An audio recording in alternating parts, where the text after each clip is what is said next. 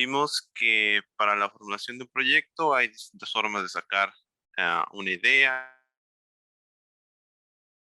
Estamos de las condiciones políticas, económicas, sociales, etcétera, y que tenemos básicamente tres puntos que hay que ver muy bien para la formulación del proyecto. Primero es el estudio de mercado, conocer que hay en mercado, que hay una necesidad, que haya una necesidad insatisfecha.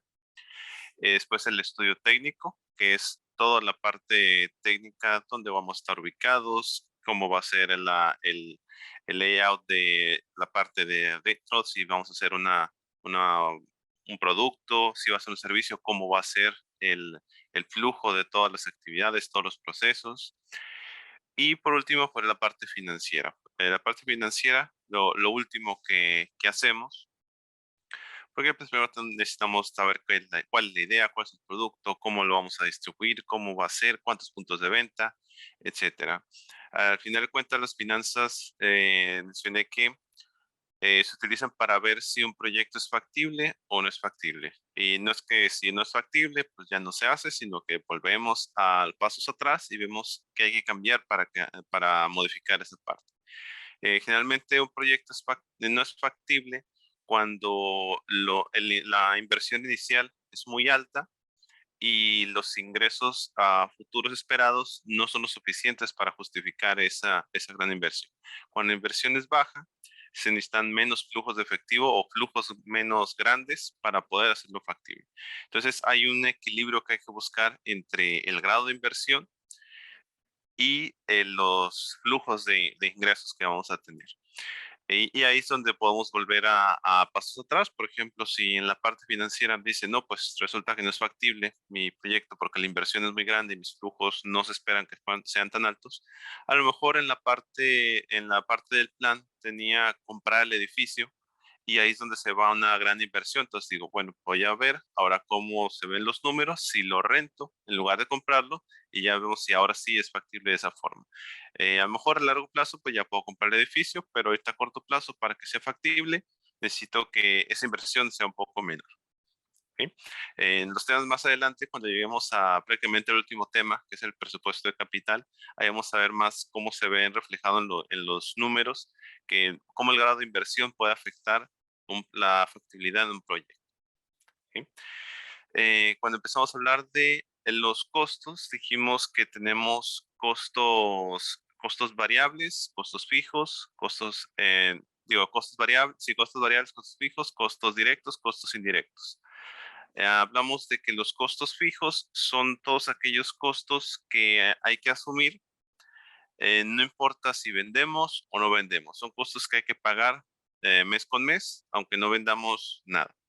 Y los costos variables dijimos que son los costos que hay que pagar conforme vayan, entre más vendamos, entre más producimos, más costos variables tenemos. Entonces, estos costos variables no nos pegan tanto porque si tenemos mucho costo variable, significa que estamos vendiendo mucho. Entonces, ahí no hay tanto problema. Pero los costos fijos esos son los que hay que cubrir, aunque no vendamos nada. Entonces, dijimos que cuando clasificamos los costos, si tengo 100 pesos de costo fijo y 100 costos de costo de variable, al final yo voy a pagar 200 pesos. Ahí no hay ninguna diferencia en cómo se va a pagar, pero el tener identificado cuáles son mis costos fijos y cuáles son mis costos variables, me van a ayudar a mejorar a lo mejor la estrategia que puedo seguir. Si la proporción de costos fijos es muy alta con respecto a los variables, significa que tengo que vender más cada mes para poder cubrir esos costos. Si mis costos variables son los que son mayor proporcionalmente, significa que tengo que vender menos para cubrir todos mis costos. Entonces, identificar cuáles son mis costos directos, cuáles son mis costos fijos y cuáles son mis costos variables, me va a ayudar a identificar qué tanto tengo que vender para poder cubrir esos costos. ¿Sí? Y a su vez, pues estos costos fijos y variables se pueden dividir en costos directos e indirectos. Los costos directos dijimos que son todas aquellas erogaciones que tienen que ver con añadirle valor al producto, que principalmente es la materia prima y la mano de obra que va a transformar esa materia prima. Y los costos indirectos, que es lo que nos quedamos, son todos aquellos que no forman parte del material, pero que son indispensables para el proceso. También se le conoce como costos indirectos del producto o del servicio. Por ejemplo, para una manufactura de camiseta, los costos directos, pues sería los materiales, la materia prima para hacer la camiseta y la mano de obra. Costos indirectos podría ser el departamento de recursos humanos, que es necesario para que la empresa funcione, pero que no forma parte del producto en sí. Entonces, ese es un costo indirecto. Entonces, hablamos de que los costos directos e indirectos también, pues, tenemos 100 pesos de directo, 100 de indirecto, pues al final yo voy a pagar 200, no importa cuál sea uno, cuál sea otro. Pero a la hora de definir, por ejemplo, si nos llega un problema en cuanto a que se caen los niveles de ingresos, por ejemplo, usé el ejemplo el de la pandemia, que cayeron todos los ingresos para todas las empresas y a la hora de definir, bueno, pues tengo que reducir mis costos para poder sobrevivir esta crisis. Si toco los costos directos, significa que estoy tocando costos que forman parte del valor del producto. Generalmente cuando toco los costos directos significa que voy a posiblemente o muy probablemente vaya a cambiar la calidad del producto. Como es la materia prima, la mano de obra, se puede llegar a afectar esa misma calidad. Pero si me fijo en cuáles son mis costos indirectos, estos costos son aquellos que no van a afectar de ninguna manera la calidad del producto. Si es, por ejemplo, el Departamento de Recursos Humanos, a lo mejor podríamos añadirle a lo mejor más actividades al Departamento de Recursos Humanos, no tanto el hacer una reestructura y hacerlo más pequeño y tener que despedir gente, sino a lo mejor hacerlo parte de otros procesos para digamos, contrarrestar un poco esa disminución de los ingresos. ¿Ok? Pero ya, pues ya se puede llegar a medidas más fuertes. A lo mejor si tengo un equipo de transporte para los trabajadores, pues ni modo, si tengo que vender es para sobrevivir, pues lo hago. Pero tratando de no tocar los costos directos, porque pues los costos directos, como les dije, son los que afectan directamente al producto. ¿Sí? Y los costos de producción o servicios variables que ahorita estaba comentando un poco, estos van a variar dependiendo de cuánto producimos, cuánto vendemos, cuántos servicios proporcionamos. Algunos ejemplos, la energía, combustibles, reparaciones, etcétera. Estos costos variables van asociados a esa cantidad de ventas que tenemos.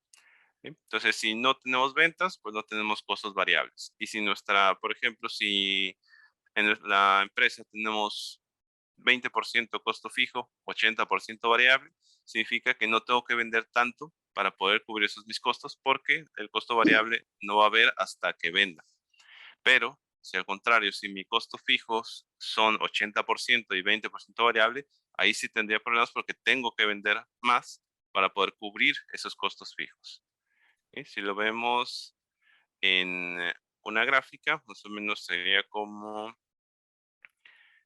a ver si sale derecho con el mouse, ahí más o menos. Si tenemos costos, aquí tendrían los costos y aquí sería, por ejemplo, si mis costos fijos no son muy altos, estarían como por acá.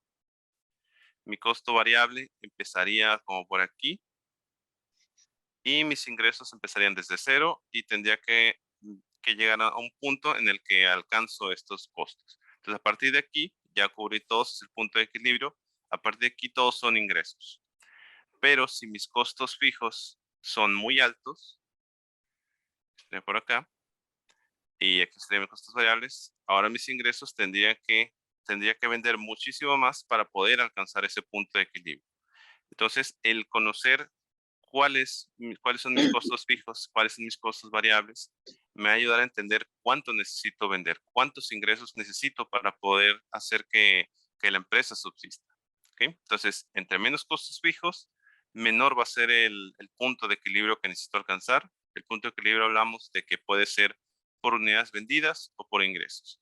Aquí voy a ver cuántas unidades vendidas tengo que tener, bueno, que tengo que tener vendidas para poder alcanzar esos costos.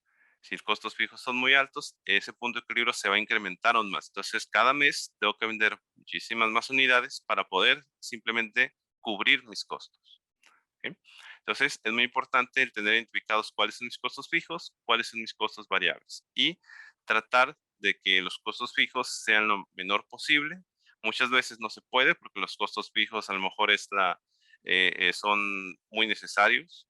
Por ejemplo, hablamos del ejemplo de los hoteles, que el costo variable pues es los sueldos de los trabajadores y los costos fijos ahí es el mantenimiento de todo el hotel. Entonces ahí los costos fijos son muy, muy altos y necesitan muchísimos más ingresos. ¿Sí? Y bueno, eso ahorita lo había mencionado, lo de los costos fijos. Estos se van a pagar, no importa si no vendemos, si no tenemos ingresos, los tenemos que pagar. ¿Sí? Entonces los costos fijos, esos se pagan sí o sí. Los conceptos más comunes para los costos fijos son los costos de personal, los sueldos y salarios, los arrendamientos, que son las rentas de edificios, maquinarias, vehículos, la depreciación, amortizaciones, seguros, impuestos. Entonces, por ejemplo, el primer punto, pues muy claro, ¿no? Los trabajadores van a cobrar, vendamos o no. Tengamos ingresos o no, hay que pagar a los trabajadores. Entonces, si tenemos una nómina muy grande, nuestros costos fijos se van a incrementar mucho más.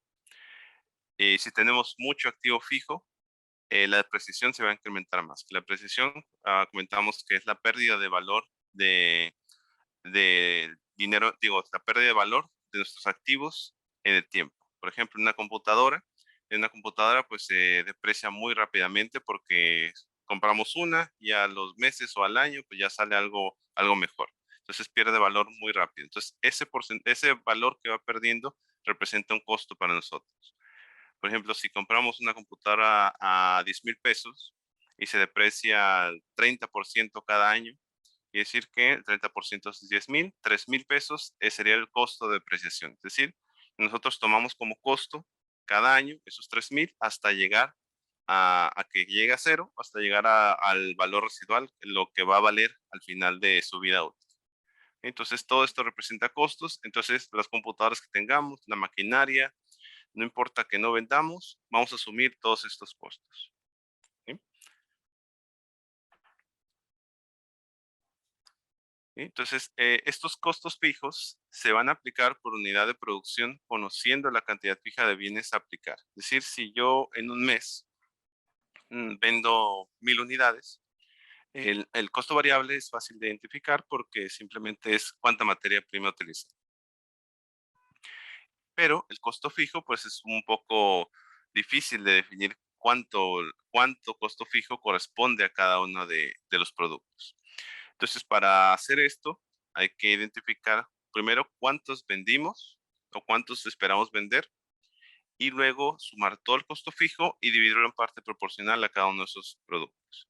Entonces, cuando creamos un producto y nos costó 10 pesos hacerlo y decimos lo voy a vender a 20 pesos, no significa que le voy a ganar 10 pesos a cada producto porque el costo fijo asociado a todos los costos también forma parte de ese mismo. ¿Sí? Entonces, todo lo que se le paga a los trabajadores, todo lo de depreciación, todas las rentas, etcétera, todo se va a asumir a cada uno de esos productos. En cuanto a servicios, un poco más complejo el hacerlo, pero también se puede hacer por el número de servicios aplicados o vendidos y podemos dividir esos costos fijos. Pero generalmente en las empresas de servicios, los costos fijos se pueden hacer más pequeños porque a lo mejor no es necesario tanto, pero pues también depende mucho de qué tan complejo vaya a ser el servicio. Un ejemplo son las habitaciones de un hotel, esas son fijas, pues se tienen que pagar el mantenimiento, toda la limpieza, se tiene que pagar, se rente o no se rente. Haya clientes o no haya clientes, el hotel tiene que pagar todos esos costos. A cada uno se va a aplicar esos costos fijos y la depreciación, seguros, impuestos, es decir, los hoteles, pues todos los muebles, las teles, todo lo que tienen dentro de las habitaciones, todo se va a depreciar. Es decir, el- todo lo que compraron para esa habitación en 1, 2, 3 años no va a valer lo mismo todo lo que compraron en 2 o 3 años. Entonces son costos que tienen que asumir. La maquinaria en una no estamos vendiendo, pues no estamos utilizando la máquina, pero sigue generando costos porque se está depreciando por el mismo correr del tiempo.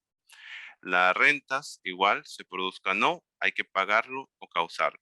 Entonces, si estamos rentando, si rentamos una maquinaria y resulta que pues no la hemos necesitado, a lo mejor la rentamos porque creímos que íbamos a incrementar nuestra producción, esa maquinaria que rentamos se va a pagar aunque no vendamos. ¿Ok? Hasta aquí, ¿dudas, preguntas?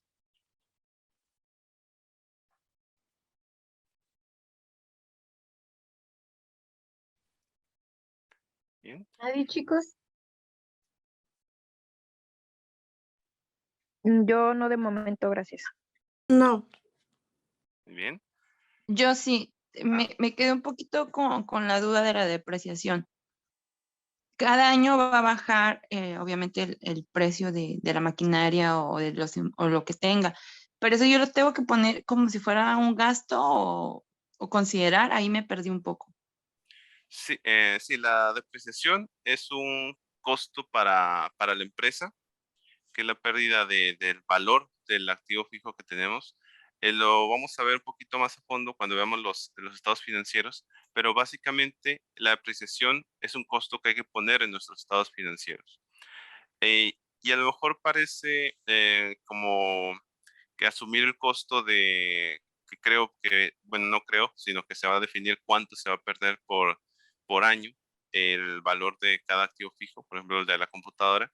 Si vale 10,000 pesos y yo considero que va a tener una depreciación del 30%, cada año se va a depreciar el 30%, va a perder ese valor. Esos 3,000 pesos, yo en mi estado financiero, en mis estados financieros, en mi estado de resultados y en balance general, lo voy a poner como costo para mí, costo asociado para mí. Y hay diferentes estrategias que se pueden definir para la depresión dentro de la misma contabilidad.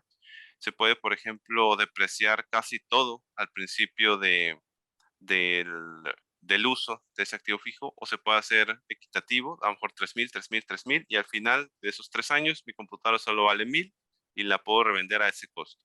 Entonces cada año voy a poner como costo 3,000, 3,000 y 3,000. O puedo Ah, ok. definir o puedo definir también que se va a depreciar el primer año 5,000, el segundo 3,000 y el último 1,000. Que casi todo se va a depreciar desde el primer año. Y son costos que hay que asumir y a lo mejor se ve un poco extraño, ¿no? Porque en realidad no es como que si lo deprecio 3,000 pesos, no significa que yo tengo que pagar de mi bolsa 3,000 pesos, sino que yo lo pongo como costo en mis estados financieros. Pero yo no es como que yo voy a desembolsar y pagar, pero Ah, tiene ciertas ventajas que vamos a ver más a detalle cuando veamos a estados financieros. Tiene ciertas ventajas, por ejemplo, si depreciamos mucho el- los activos fijos en los primeros años, significa que vamos a tener más costos y esos costos se van a reducir de la base gravable para los impuestos. Es decir, si tengo mucha depreciación, la ventaja que tengo es que a lo mejor tengo mi utilidad, tengo mi utilidad bruta de tanta X cantidad y a eso le voy a restar todos esos costos y al final a lo mejor voy a tener menos utilidades, pero con tener menos utilidades significa que voy a tener menos base gravable y voy a tener que pagar menos impuestos. Pero pues ya en los siguientes años, que no es tanta la presión, ahí sí voy a tener que pagar toda esa parte, ¿no? Pero son estrategias que se pueden utilizar. Si vamos comenzando, podemos depreciar casi todo en el primer año para tener menos utilidades y tener que pagar menos impuestos. Ya después, en los siguientes años, ya se va a pagar un poco más que lo que se pagaría, pero al menos es como una ayuda para la empresa el tener el poder reducir esa base gravable. ¿Sí? Entonces, igual vamos a ver ok. un poco más a detalle cuando lleguemos a ese tema de la depresión y la amortización, que básicamente es lo mismo la amortización, solamente que la amortización aplica para activos diferidos o activos intangibles. Gracias. ¿Nada? La siguiente, los elementos del costo. Bueno, dentro de la clasificación de los costos es necesario detallar qué es lo que lo conforma. Y pues básicamente lo que tenemos es la materia prima, la mano de obra y los costos de producción y o la prestación de servicios en el caso de las empresas de servicios. La materia prima pues es el elemento base para producir los bienes de capital y regularmente pues tiene la mayor participación en el costo. Este tipo de costos pues es muy difícil de reducirlos, a menos que encontremos a lo mejor un proveedor que me dé más barato, pero que tenga la misma calidad que espero de la materia prima. Generalmente, si queremos reducir costos, la materia prima o la calidad de la materia prima es lo último que tocamos, porque lo que no queremos es cambiar la calidad del producto que tenemos. La mano de obra, pues es el valor de todos los pagos que hacemos a todos los trabajadores que participan directa e indirectamente en el proceso de fabricación o en la prestación de servicios. Aquí pues podemos tener mano de obra calificada o mano de obra no calificada, depende mucho de cuáles son la complejidad del proceso de producción que tenemos o de la prestación de ese servicio. Y pues otros costos de producción o servicio, tenemos todos los demás cargos fijos y variables que han participado en el proceso de producción y en la misma prestación de servicios, que no sea mano de obra y que no sea la materia prima. Entonces, el total del costo de producción o servicio, ya que obtenemos el valor de los tres elementos del costo, se determina el costo total de la producción o prestación de servicio. Es decir, no solamente es la materia prima y la mano de obra, sino que hay muchos otros costos asociados a lo mismo. Los costos indirectos, por ejemplo, si tenemos un departamento de recursos humanos, si tenemos un departamento de calidad, si tenemos un departamento de compras, de ventas, todos están participando indirectamente en la prestación del servicio o en la elaboración del producto. Entonces, esta vez son parte del mismo costo. Y este pues es el valor presentado en el estado de resultados, que vamos a ver más a detalle en los siguientes temas, que muestra la utilidad bruta con el porcentaje de participación, tanto del costo como de la utilidad bruta. La utilidad bruta son todos los ingresos directos que tengamos por nuestro producto o servicio, menos el costo de ventas, que son todos los costos directos asociados al mismo producto o servicio, que son pues, la suma de la materia prima, lo que tenemos lo que compramos en inventario, etcétera. ¿Okay? Entonces, la utilidad bruta es, digamos, ingresos directos contra costos indirectos. Todavía falta un poco más para llegar a la utilidad neta, que ya la utilidad después de impuestos, pero este es el primer paso, el definir cuál es la utilidad bruta de la empresa. ¿Sí? Que igual, ahorita estamos viendo a lo mejor en la parte de aquí, en la parte teórica, vamos a ver más a detalle ya en algunos ejemplos cuando lleguemos a ese tema a detalle. ¿Sí? Para determinar el comportamiento del precio de venta respecto a la operación no es suficiente, pues este es un resultado parcial, como les dije. Aún falta aplicar las cifras causadas por los gastos de administración, ventas y financieros, que son gastos. Bueno, en la presentación de ayer hablamos de la diferencia que hay entre costos y gastos, que a lo mejor parecía lo mismo, pero no es lo mismo. Los costos son todas aquellas erogaciones que van enfocados a darle valor a mi producto, que generalmente es la materia prima, la mano de obra, que son los que dan valor a mi producto o mi servicio. Y los gastos son todas aquellas erogaciones que hace la empresa, pero que no añade valor al producto, pero que son necesarios para poder hacer llegar el producto al consumidor. Es decir, los gastos de administración, ventas y financieros, a la administración, recursos humanos, en ventas, en compras, en las finanzas. eh, Ellos no participan directamente en la elaboración del producto, no hacen que sea mejor o peor, no hacen que incremente su calidad. Si recursos humanos tiene un departamento muy bonito, no va a hacer que el producto sea mejor, pero pues va a hacer que la empresa trabaje mejor. Las ventas igual no va a hacer que mi producto sea mejor, pero pues es un departamento necesario para poder vender esos productos. La distribución es otro ejemplo claro de estos gastos. La distribución no va a ser tampoco que sea mejor o peor mi producto, la calidad va a ser exactamente la misma, pero pues son gastos que tengo que hacer para hacer llegar al producto. ¿Okay? Entonces esa es la diferencia entre costos y gastos. Identificar cuáles son mis costos y cuáles son mis gastos también me van a ayudar a identificar qué necesito hacer en caso de que necesite, por ejemplo, reducir los costos. Si tengo menos ingresos, a lo mejor hay Bueno, ahora, por ejemplo, con el incremento de la inflación, a lo mejor necesito reducir mis costos. Lo primero que voy a tocar son bueno, van a ser los gastos. Si toco los costos, significa que a lo mejor voy a tocar la calidad o voy a modificar la calidad de mi producto. Si toco los gastos, significa que si todo lo que reduzca aquí no va a hacer que cambie la calidad de mi producto. Entonces, lo primero que veo son los gastos. Y para llegar a la utilidad bruta, solo consideramos los ingresos directos y los costos directos de fabricación. ¿Sí? En la siguiente figura, un ejemplo muy sencillo, vamos a ver ejemplos un poco más completos cuando lleguemos a ese tema de estados financieros. Viene la parte de los ingresos, las ventas directas del producto. También podemos tener otros ingresos, por ejemplo, el ejemplo de la computadora que se deprecia hasta llegar al final de su vida útil, la vendemos. Eso no va a formar parte de las ventas, no son costos, no son ingresos directos, son indirectos y forman parte de otros ingresos. Entonces, eso va más abajo, el estado de resultados. Aquí únicamente en la primera parte es ventas de productos o de servicios. Y los costos son todos los costos asociados a la producción y a las ventas, la materia prima, etcétera. Entonces, una vez que restamos los ingresos de las ventas menos el costo de venta, costo de producción y la venta, va a generar la utilidad bruta. ¿Sí? Esta es la primera utilidad dentro del estado de resultados. En el estado de resultados tenemos utilidad bruta, luego tenemos la utilidad de operación después de los gastos de operación. Después tenemos la utilidad financiera, una vez que restamos, sumamos productos financieros. Después a eso se le aplica los impuestos, el ISR, el reparto de utilidades, y ahora sí hasta el final llegamos a la utilidad neta. ¿Ok? Igual eso lo vamos a ver más a detalle en los temas de estados financieros. Ahorita nos vamos a centrar únicamente en esta primera parte. Ingresos directos menos costos directos de fabricación y venta me va a dar la utilidad.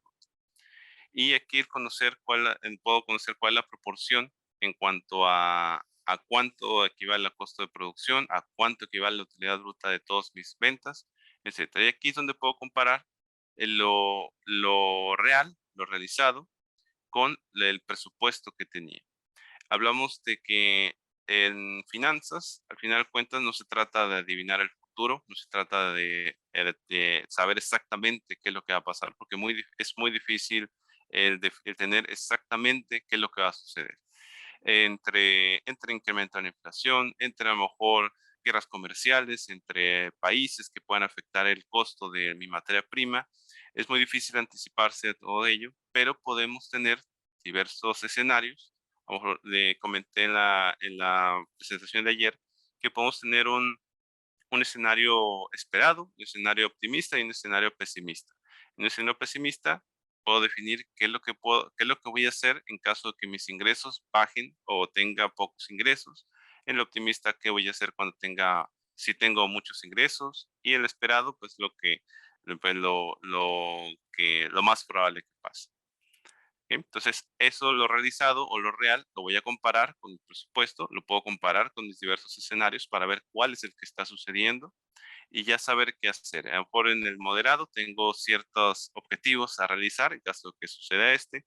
En el optimista tengo otros objetivos y en el pesimista otros objetivos. A lo mejor en el optimista tengo objetivos más, digamos, agresivos desde el punto de vista financiero. A lo mejor hacer inversiones, comprar maquinaria, etcétera. En el presupuesto, en el escenario pesimista, a lo mejor tengo una estrategia de menos riesgo. A lo mejor voy a tratar de reducir costos, reducir gastos, a lo mejor vender ciertos activos, etcétera. Entonces, el tener esos escenarios me ayuda a saber qué hacer y con anticipación, en lugar de presentarse lo real y no saber qué hacer. ¿Sí? Tener una estrategia más preventiva, más que reactiva. Generalmente una estrategia reactiva puede ser más compleja de hacer y puede tomar cierto tiempo y puede llegar a afectar a la misma empresa. ¿Sí? Entonces aquí comparan las ventas con el presupuesto. Aquí no hay variación. Fue exactamente lo mismo que presupuestaron. El costo de producción, lo real fue 700 y el presupuesto fue 650. Es decir, los costos fueron un 7.69% mayor a lo que se esperaba. La utilidad bruta entonces fue de 300 en lo real y el presupuesto fue de 350, un 14.29% menor a lo esperado. ¿Ok? Pues la proporción de utilidad bruta con respecto a los ingresos, 30% de lo real, 35% de lo presupuestado, que es ese 14.29% menor. Es decir, que para este mes, este año, porque que sea el periodo, tuve un incremento de mis costos del 7.69% más de lo que esperaba tener. Tuve una utilidad del 14.29% menor a lo que esperaba. Entonces aquí puedo hacer esa comparación y veo qué es lo que pasó. ¿Por qué tuve más costos con respecto a lo que estaba esperando? ¿Sí?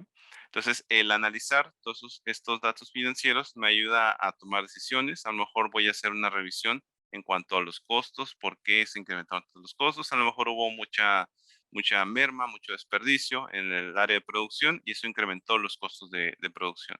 Entonces ahí puedo tomar, ya como empresa puedo tomar cartas en el asunto y a lo mejor establecer ciertos procesos para tratar de evitar ese tipo de errores. Pero identificar en dónde está ese error me ayuda a definir qué es lo que tengo que hacer. Aquí en los ingresos, en las ventas, no tengo exactamente lo presupuestado, entonces considero que ahí no hay ningún problema.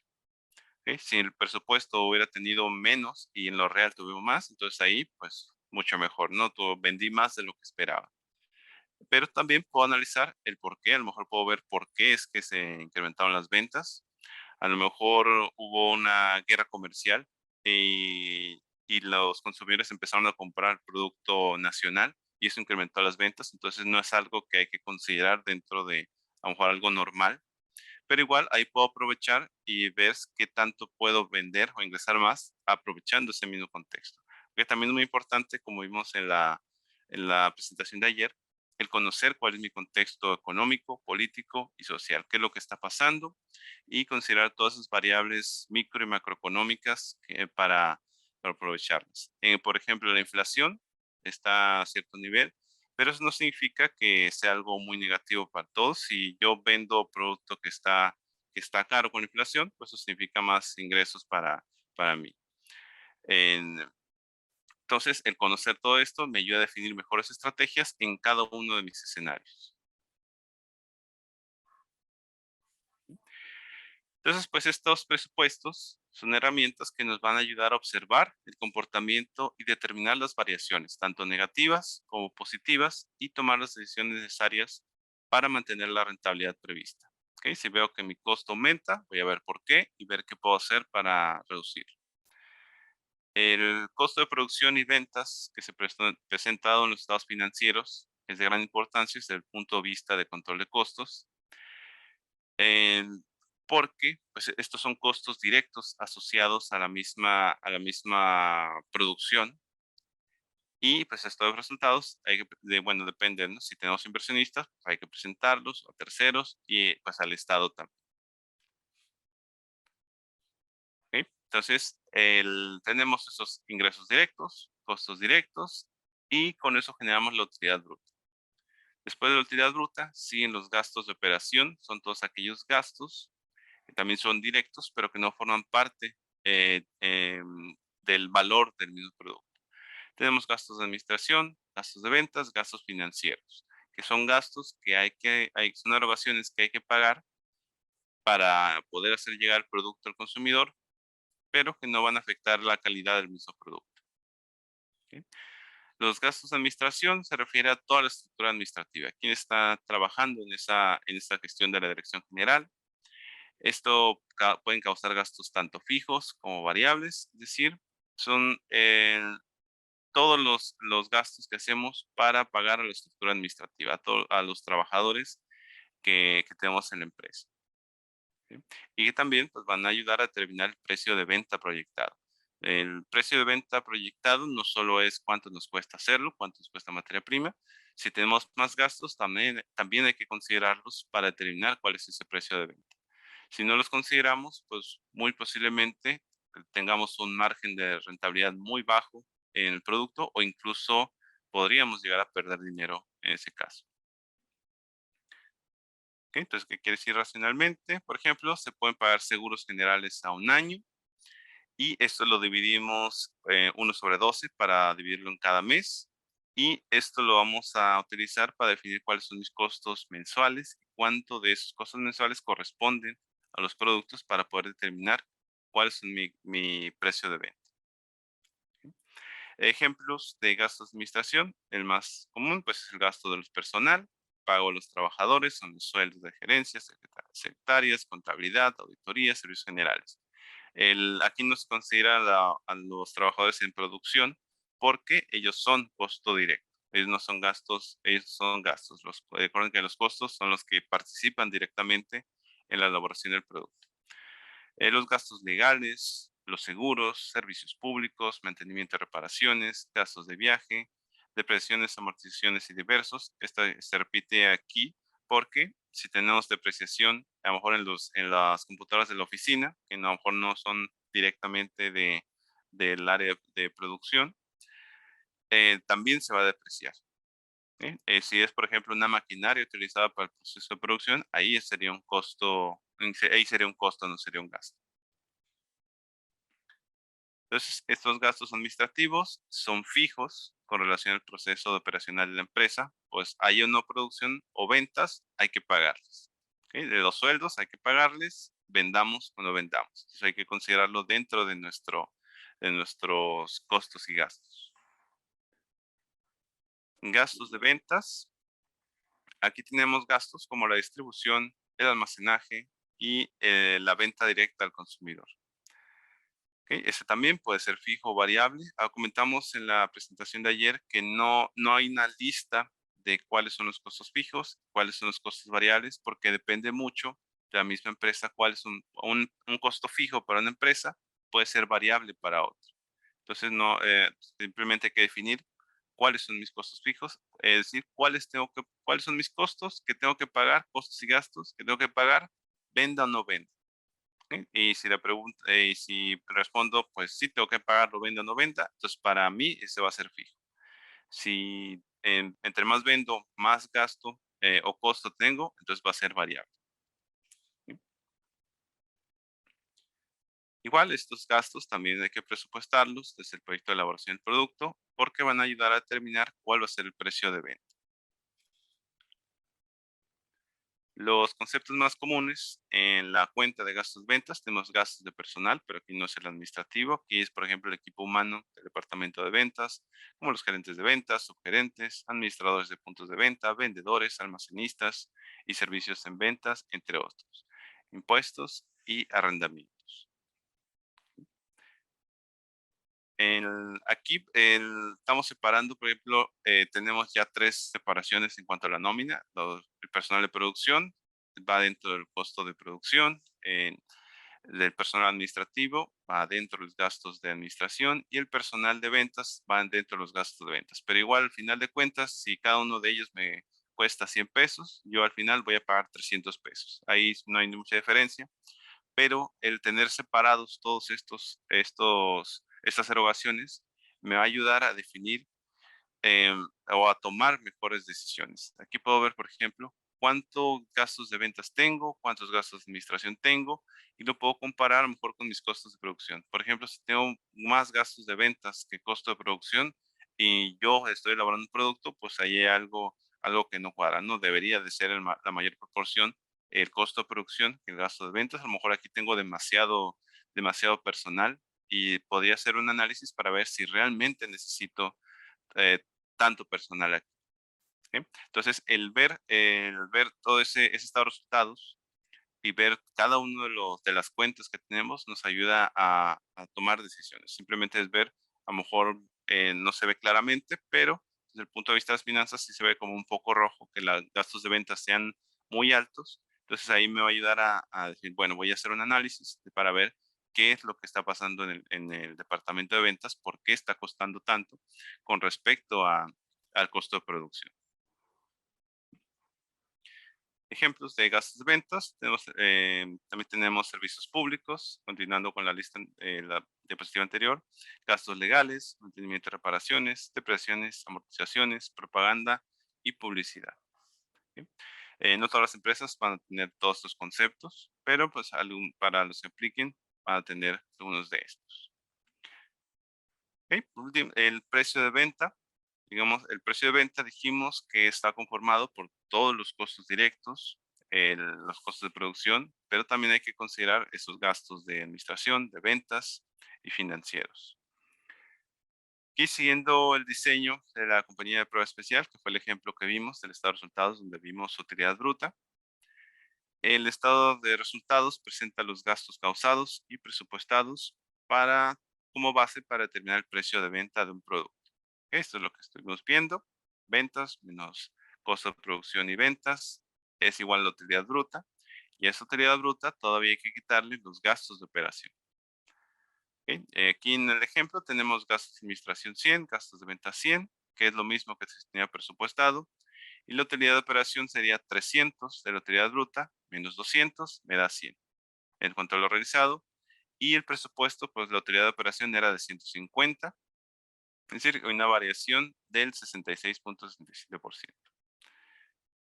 Entonces, los gastos financieros dependen tanto del inicio de un proyecto financiado como de la operación corriente, pues desde un comienzo se puede requerir o no capital de trabajo financiado. Es decir, aquí esto quiere decir que este ejemplo no se recurrió a lo mejor a un préstamo y no tuvieron que pagar nada, entonces por eso tenemos gastos financieros, cero. Y para el precio de venta se aplican varias fórmulas que llegan al mismo resultado, pero siempre verificando los siguientes pasos. Certificar que la información es correcta. Es primordial que toda la información que tenemos en cuanto a los números sea correcta. Y si vamos a hacer a lo mejor cálculo, a lo mejor subir el precio en porcentajes, subir en ciertas tasas, hay que usar todos los decimales. Me acuerdo ahorita que en el lunes puse examen de finanzas y me dijeron me preguntaron cuántos decimales hay que usar. Y les dije, pues todos, porque estamos hablando de dinero. Como estamos hablando de dinero, tenemos que usar todos los números que tenemos. Si usamos decimales, pues nos va a dar exactamente la misma cifra. A lo mejor va a ser una cifra muy cercana, más, menos, pero no va a ser el dato exacto. Y cuando llegamos ya a la contabilidad de la empresa, pues resulta que no nos cuadra a lo mejor por 5 o 10 pesos, a lo mejor no parece mucho, pero pues no puedo presentar un estado financiero que no está correcto. Entonces hay que certificar que toda la información es correcta y que todos los números están correctos. Hay que elaborar el presupuesto del producto nuevo con base en los estudios de factibilidad y mercadeo, lo que vimos en la presentación anterior. Como dijimos, el presupuesto no significa, a veces me ha tocado ver que no, que me preguntan, pero ¿cómo identificamos cuánto vamos a vender? Y pues tiene mucho que ver con el estudio de mercado. Cuando preguntamos, a lo mejor cuánto estarías dispuesto a pagar por cierto producto con estas características, comprarías este producto, tal, tal, tal. Y ahí nos podemos ayudar de la estadística para definir qué tan probable es que nos compre cierto tipo de consumidores con ciertas características, cierta edad, cierto nivel de ingresos, cierto estado civil, etcétera. Ahí hacemos todos los estudios y determinamos cuánto esperamos poder vender. ¿Ok? Como les dije, el presupuesto no es algo exacto, no es algo que esté, digamos, escrito en piedra.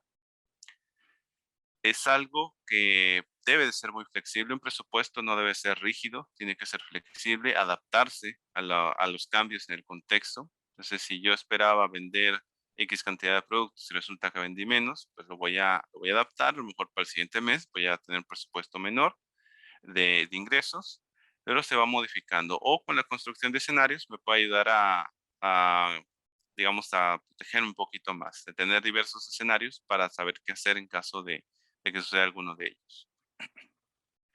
Estudiar las variaciones de los costos y gastos para determinar un precio nuevo de venta. Por ejemplo, si nos incrementa los costos de la materia prima, si hay una variación en ello, pues hay que modificar nuestro precio de venta si es necesario.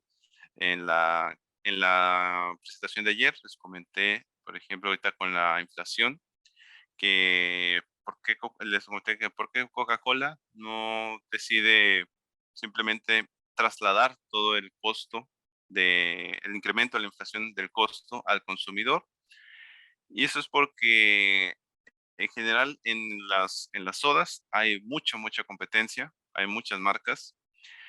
Entonces, el que cambie un poco el costo de cierta marca o cierto producto puede hacer que el consumidor pues decida simplemente no comprar, pues decide mejor compro de otra marca. Mencionamos también el caso de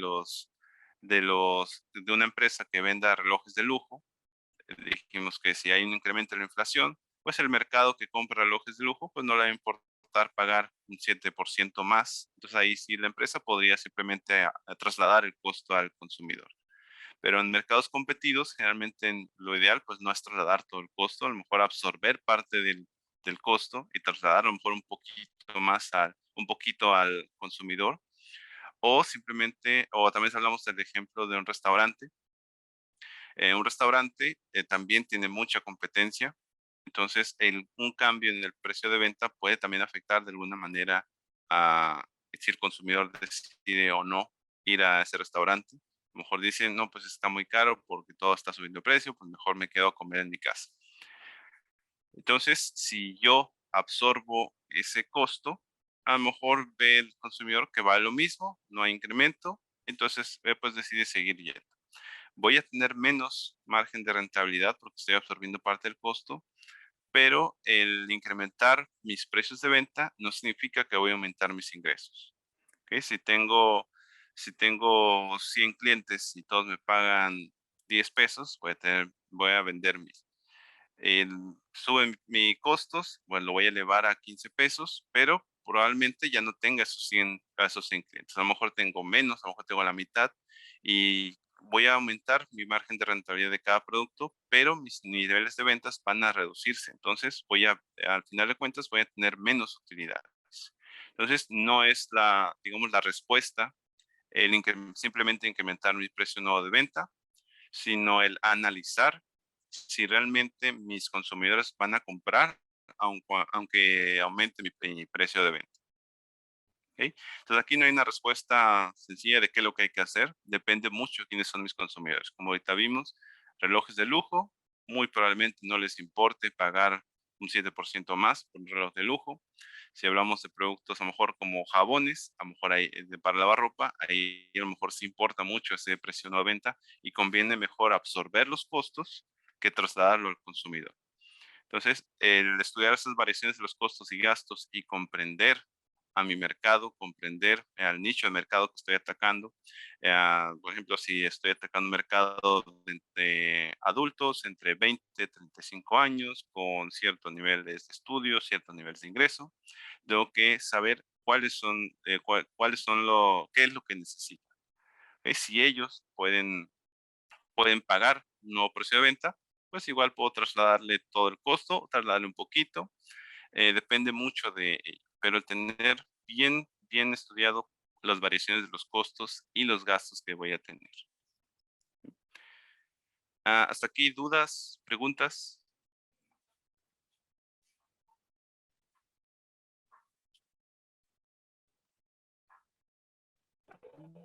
No, pues yo solamente decir que es bien interesante conocer estas diferencias, ¿no?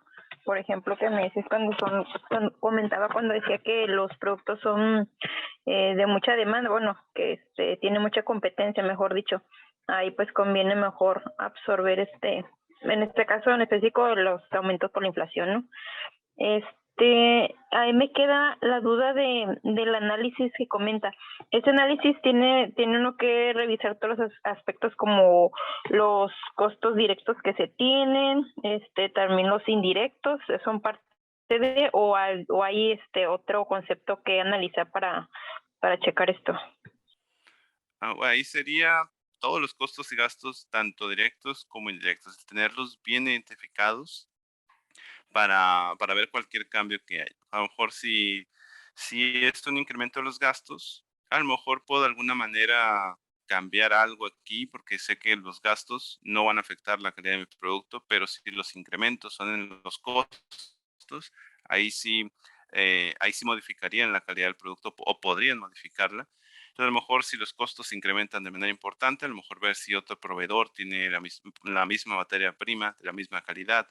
Entonces, aquí hay que ver como que con más cuidado qué es lo que tengo que hacer o qué cambiar que en los gastos. En los gastos a lo mejor no hay tanto problema porque si los disminuyo, no va a afectar la calidad de mi producto, pero los costos ahí sí van a afectar la calidad del producto. Entonces, tengo que ver con más cuidado los cambios en los costos. Ok, gracias. ¿Verdad? Siguiente. Establecer las políticas de precio de venta con los factores de costo, más los gastos de administración, más los gastos de venta, más los gastos financieros. Estos gastos dijimos que no afectan la calidad del producto, no afectan el valor que ofrece el producto, pero que son necesarios. A lo mejor algunas empresas no necesariamente necesitan un departamento de ventas, no tienen un gran departamento de administración, entonces ahí los gastos no son tan grandes y ahí no tendría tanto problema, se puede enfocar más en los costos, pero pues a medida que va creciendo una empresa, pues se van incrementando todos estos gastos. El producto sigue siendo el mismo, necesitamos la misma materia prima, incluso creciendo, los costos se pueden hacer menores porque podemos aprovechar las economías de escala, comprar más materia prima a menor precio, pero también se va a incrementar los gastos de administración, gastos de venta y gastos financieros si es el caso. ¿Sí? Entonces tenemos cómo calcular el precio de venta. Primero, un modo incorrecto de hacerlo. Aquí no traten de aprenderlo. Generalmente es así, es como se calcularían el precio de venta o como podríamos pensar que se calcula el precio de venta, que es simplemente el costo de producción más mi margen de utilidad. ¿Ok? Que suena, digamos, tiene cierta lógica. Simplemente le agrego lo que quiero ganar y listo. Por ejemplo, si el precio de venta, mi costo de producción es 900, yo le quiero ganar 10%, 900 por 10% es igual a 90, entonces mi precio de venta sería 990. ¿Okay? Tiene cierta lógica o tiene se ve como que bien, simplemente le agrego el margen, pero la forma correcta para calcular el precio de venta, si yo quiero un margen del 10%, sería con esta fórmula. Es el costo de producción entre 1 menos el porcentaje del margen de utilidad. Y aquí va a cambiar ligeramente el resultado. En el modo incorrecto teníamos que dar 900, aquí es 900, entre 1 menos el 10%, que es 0.10, me da igual a 1000.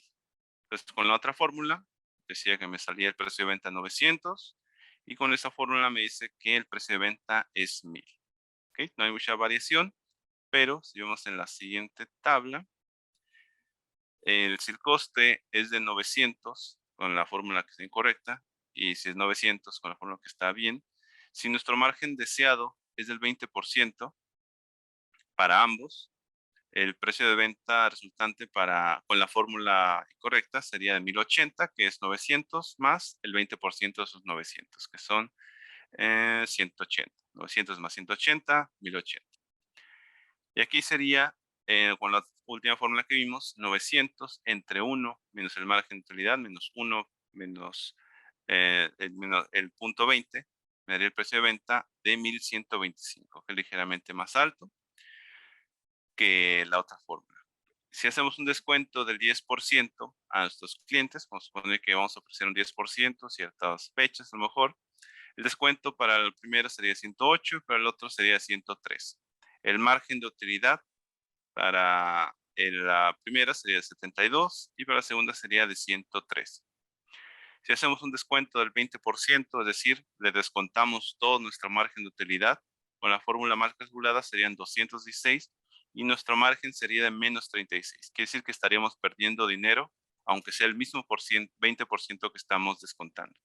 Con la otra fórmula, si descontamos el 20%, todo nuestro margen de utilidad, quedamos en ceros. Es decir, con esta fórmula dije quiero 20% de utilidad, a lo mejor tengo demasiado inventario, me sale más barato venderlo sin utilidades que lo que pagaría por seguros, por tenerlos ahí guardado, y pues me quiero hacer, que puede llegar a suceder mucho, por ejemplo, en los mercados, cuando hayamos especiales muy buenas, que decimos, pues, ¿por qué está tan barato? Pero es que generalmente a las empresas les sale más barato venderlo al costo. Si tiene demasiado inventario, o a lo mejor si se les va a echar a perder, como en los mercados, les sale más barato el quedar en ceros que simplemente tirarlo o tratarlo como merma. ¿Sí? Entonces, suponemos que tenemos un margen del 20%, hacemos el descuento del 20%, si lo calculamos de la primera forma, vamos a estar perdiendo dinero. Y si lo calculamos con la segunda fórmula, ahí vamos a quedar en ceros. Entonces, para ser un poco más sencillo esa parte, si mi margen es del 20%, puedo hacer un descuento hasta el 20% y sé que voy a quedar en ceros. Si mi margen es del 50%, quiere decir que puedo ofrecer un descuento de hasta el 50% y 50% voy a quedar en ceros, y si utilizo la otra fórmula, voy a perder dinero. Entonces, para calcular el precio de venta, va a ser de esta forma: el costo de producción entre 1 menos el porcentaje de margen de utilidad, para saber exactamente cuánto necesito vender. ¿Sí queda claro? ¿Dudas? ¿Preguntas?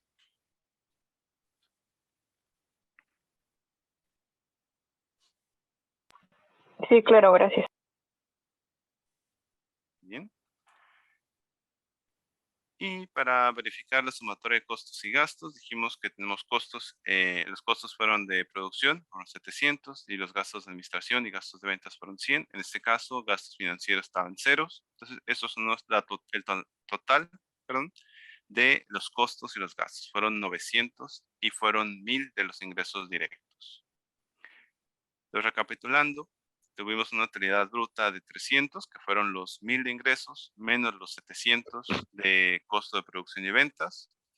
La utilidad bruta representa el 30% de nuestros ingresos. Los gastos de administración, que fueron 100, los gastos de ventas, que fueron 100, la utilidad bruta menos gastos de administración y ventas, resulta una utilidad neta de 100. Entonces, este es un ejemplo, digamos, en extremo sencillo de nuestros resultados. Vamos a ver algunos otros ejemplos ejemplos un poco más completos cuando lleguemos a ese tema, de estados financieros, que va a ser después del siguiente tema, que es de interés simple e interés compuesto, que es como la base de todas las finanzas. ¿Okay? Bueno, aquí, vamos a pasar aquí. Factores del costo. ¿Cuáles son algunos de los factores que inciden el costo, además de los costos directos? Bueno, algunos de estos sí los mencioné en el ejemplo de un supermercado. Las mermas, los desperdicios, los excedentes, son costos que hay que asumir. Si tenemos un exceso de inventario, son costos que tenemos que asumir. Si estamos pagando seguro, y más si esa materia prima o ese producto se puede echar a perder, nos puede generar costos más altos. Además, los costos indirectos, los rendimientos de la materia prima, que tiene que ver con qué tanto aprovecho de la materia prima que tengo. Por ejemplo, las materias primas en general se compran en bruto y van a necesitar una transformación para poder utilizarse, como limpieza, pelado, etc. Y esto va a tener un efecto en el costo de la materia prima al haber partes que se han desechado. Por ejemplo, las zanahorias en bruto, tenemos 1 kilo. Una vez que son rayadas, pues tenemos 0.75 kilos. El desperdicio fue 0.25 kilos, quiere decir que el rendimiento es del 75%. Si 1 kilo de zanahorias me cuesta, o sea, por decir cualquier número, 10 pesos, no quiere decir que cada kilo de mi zanahoria rallada me va a costar 10 pesos, porque el kilo de zanahoria en bruto son 10 pesos, pero el kilo de zanahoria rallada no sería de 10 pesos, sería mayor el precio del kilo.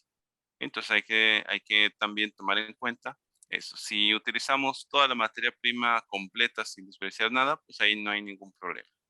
Pero si tenemos materia prima que hay que hacerle un tratamiento, pues a lo mejor ahí sí calcular cuál es el rendimiento, y son costos que hay que tomar en cuenta.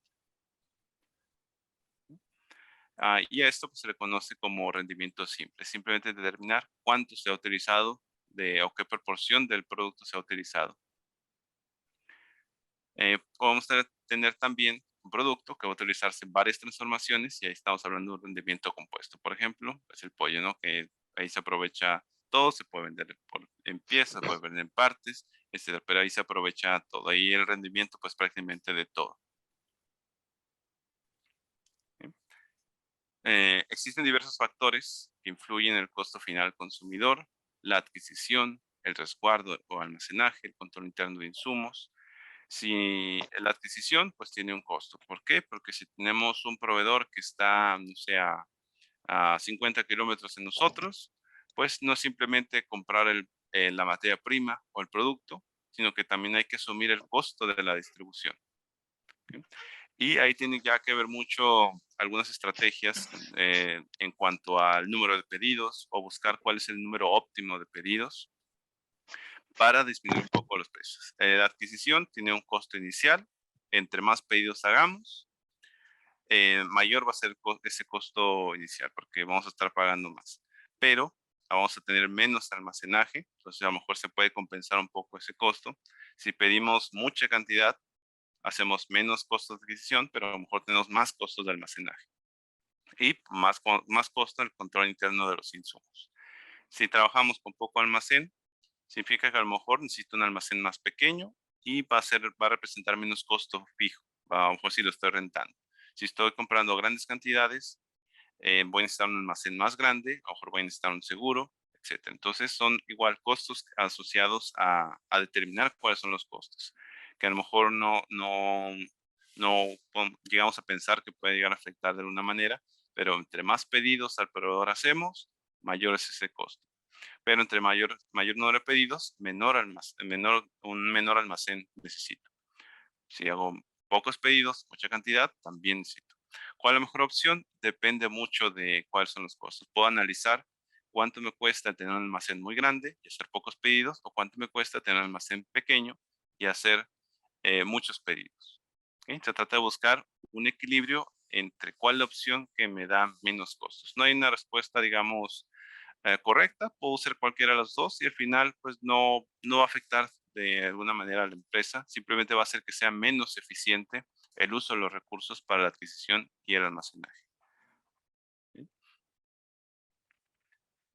Otra de ellas es el transporte, que tiene que ver un poco con la distribución, el almacenamiento durante el transporte, bueno, en el caso de adquisición, el transporte, el almacenamiento, los seguros, las economías de escala, que es entre más entre más grande es el pedido, menor va a ser el costo. Los aranceles de importación, depende de dónde traigo esos productos, esa materia prima, si es del extranjero, si es de Estados Unidos, si paga, qué tanto arancel paga, si está dentro del Tratado de Libre Comercio, etcétera. En el resguardo almacenaje, la misma infraestructura, si estamos rentando, la gestión y operación, todo el personal que va a estar dentro de ese almacén, la variedad de productos. Entre más variedad de productos tengamos, a lo mejor vamos a necesitar que el almacén tenga ciertas características. Si solo es uno, pues solamente vamos a no necesitar mucho. La vida útil de los productos, si se pueden echar a perder, la estacionalidad, la localización con respecto a los clientes, si mi almacén está muy lejos de ellos, el costo por llevar mi producto va a ser mayor que si estuviera cerca, etcétera. No hay distintos factores a considerar, pero la distribución, como dijimos en la presentación de ayer, es uno de los costos más importantes que se pueden llegar a tener en la logística. Podemos tener, bueno, igual hablamos en la presentación de ayer, el ejemplo igual de Coca-Cola, que por qué Coca-Cola, en lugar de ir a los Oxxos, ir a los mercados y vender a través de intermediarios, ¿por qué no vende directamente a los consumidores? Y pues tiene que ver con esa misma parte de la logística. El que tengan ellos sus propios puntos de venta, significa que van a ganar más por cada producto, pero como hablamos hace rato, el vender con margen de utilidades más altos no significa que voy a tener mejores ingresos. ¿Sí? Si venden de esa manera Coca-Cola y establece sus puntos de venta, pues primero la inversión inicial para tener todos sus puntos de venta. ¿Cuántos puntos de venta necesitaría para poder competir con la distribución que tiene Oxxo, por ejemplo? Sería un dineral la que tenía que poner. Entonces, para ellos pues, simplemente es más barato el tener esos intermediarios y venderlos a ellos. Ganan menos por cada producto vendido, pero al final de cuentas no se trata de tener el margen de utilidad más alto posible. Bueno, no cae mal, un margen de utilidad muy bueno, pero no se trata de buscar que mi margen de utilidad sea muy, muy alto. Si quiero un margen de utilidad muy alto, necesito un precio de venta a lo mejor alto. y tampoco se trata de eso. Se puede compensar con los niveles de ventas que puede tener. Y aparte, pues puntos de venta como los Oxxos, como los mercados, ofrecen ventajas que difícilmente se puede ofrecer. Si, por ejemplo, tenemos un producto nosotros y queremos un punto de venta, pero es un producto a lo mejor muy específico, que solamente es para un solo tipo de uso o a una sola actividad, hace que sea más difícil tener un punto de venta porque la ventaja de usar intermediarios como los Oxxo, los mercados, es que tiene la facilidad de que el consumidor va y puede comprar de todo tipo de productos. Entonces no tiene que ir a un punto de venta a comprar cierto tipo de productos, o luego va a otro punto de venta a comprar otro producto, luego va a otro punto de venta y compra uno de ellos. Por ejemplo, los puntos de venta de Coca-Cola. Si tuviera puntos de venta, pues solamente vendería Coca-Colas o cualquier otra de las marcas de sodas. Entonces, ese es una ventaja de los intermediarios. A lo mejor cuando hablamos de intermediarios, puede sonar a por qué utilizaría intermediarios si ellos se van a llevar una ganancia y mi margen de utilidad se va a hacer menor. Y es precisamente por eso. Si utilizamos intermediarios, podemos llegar a más consumidores o ampliamos nuestro mercado. Si ganamos menos, pero probablemente vendamos más. ¿Ok? Entonces no es que hay que huirle a los intermediarios, tienen sus ventajas. Una vez que enviamos el producto a los intermediarios, ya ellos se hacen cargo de ellos. Si no lo venden, si algo les pasa, pues ya es problema de ellos, no de nosotros. Entonces tiene sus ventajas. Entonces no piensen en que utilizar intermediarios es algo negativo, tiene sus ventajas, simplemente hay que ver los pros y los contras y verlo también desde el punto de vista de las finanzas. Si yo lo vendo a intermediarios, ellos van a querer que se los venda a este precio, mi margen se va a bajar, pero pues voy a tener acceso a un mercado más grande. Entonces, eso podría ser otro escenario, un escenario financiero en donde tenga mi propio punto de venta, un escenario financiero donde utilicen los intermediarios. En uno voy a tener un margen de utilidad más alto, pero en el otro voy a tener acceso a un mercado más grande. O igual, puedo utilizar mi propio punto de venta, utilizar Internet, que hace más sencillo, y comparar cuáles son los costos de distribución, a lo mejor a través de una paquetería, contra utilizar a sus intermediarios. Entonces, se hacen un sinfín de escenarios diferentes, pero al final de cuentas, las finanzas lo que me dice es cuál es el más factible y cuál es el que me puede llegar a generar más utilidades. ¿Ok? Entonces, recordamos, tener un margen de utilidad muy grande no significa mejores ingresos.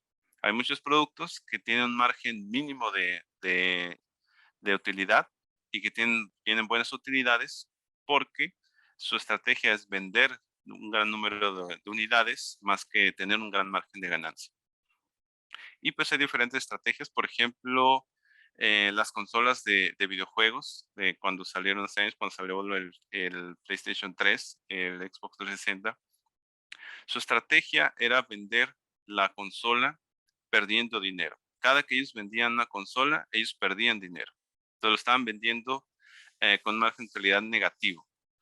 Y pues sonaría a lo mejor muy raro el por qué estarían vendiendo productos y perdiendo dinero. Y es porque ellos querían vender el producto, la consola, y ya generar las utilidades con el software, con los videojuegos. Entonces, la estrategia de ellos era de esa manera. A lo mejor es un poco más extrema, porque a lo mejor muchas empresas no se pueden dar el lujo de vender el producto perdiendo dinero, pero pues son estrategias que hay que seguir. Para ellos fue factible porque perdían dinero con cada consola, pero ganaban dinero con el software. Entonces, si no vendían software, pues estaban perdiendo dinero. Entonces ahí la estrategia era muy agresiva, pero pues les resultó. Pero pues hay diversas estrategias, pero al final de cuentas las finanzas hace eso, es definir si una estrategia es factible o no. ¿Ok? Y cuál de esos escenarios es el más adecuado. ¿Hasta aquí dudas, preguntas?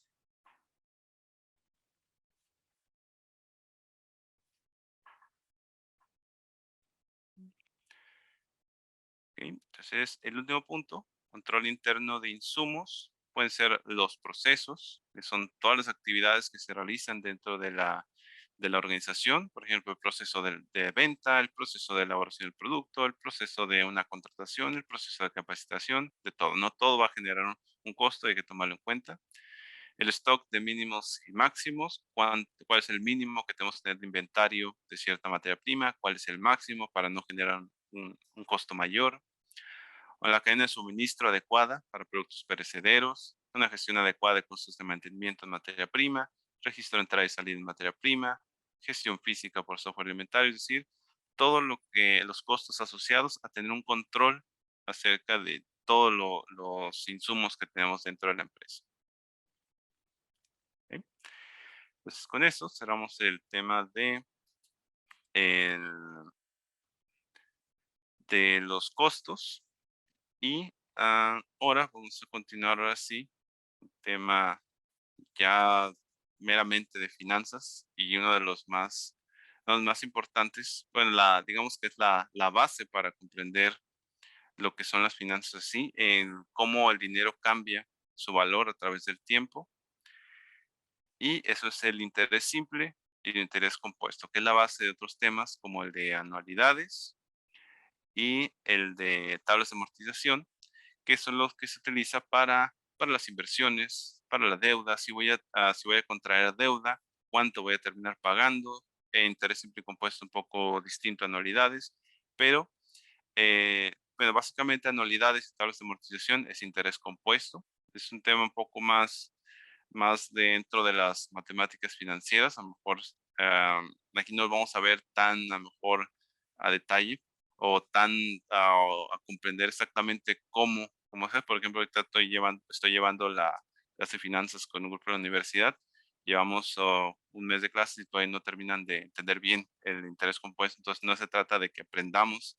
¿Sí? Lo más importante es entender qué significa interés simple, qué significa interés compuesto, porque ya en los siguientes temas o en el último tema, que es el presupuesto capital, determinar la factibilidad o no de un proyecto, es fundamental entender este concepto para entender qué significa esa parte del presupuesto capital y cómo es que se determina si un proyecto es factible o no. ¿Sí? Entonces, ahorita en este tema, a partir de este tema, cualquier duda, pregunta, la hacen, no importa que me interrumpan, hagan la pregunta, no se queden con la duda, porque este tema ya es más, ya al principio, digamos, les dije que rascamos la supervisión de las finanzas, pero aquí ya estamos casi en el centro de las mismas, y de aquí parte mucho de los siguientes conceptos, o parten todos los conceptos de finanzas. Entonces, si no entendemos interés simple, interés compuesto, va a ser un poco más complejo poder entender qué significan las anualidades, las tablas de amortización, qué significa el presupuesto capital y cómo es que determinamos si un proyecto es factible y si es atractivo o no. Bien, entonces cualquier duda, pregunten, por favor. Okay. El interés simple, es más sencillo verlo a través de un ejemplo. ¿Qué es el interés simple? Vamos a suponer que dice el señor López obtiene un préstamo por 20,000 pesos que solicita un banco y acuerdo pagarlo después de 2 meses, entregándole al banco 20,400. Este caso permite ejemplificar una operación en la que interviene interés simple. Simplemente yo pido dinero y lo voy a pagar al final de ese plazo.